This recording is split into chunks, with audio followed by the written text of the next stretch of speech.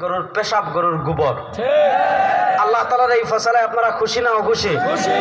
বলেন আলহামদুলিল্লাহ। আপনারা দেখছেন কলকাতার এক পাগল আছে, রাম ছাগল।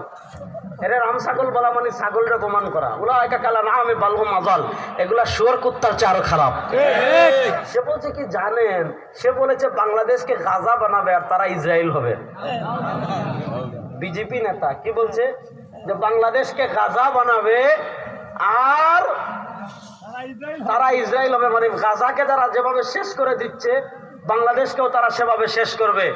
আমরা বলি না বাংলাদেশকে গাজা বানাতে চাইবেন, তোমাদের দিল্লি থাকবে না, দিল্লির লাল কেল্লায় আবার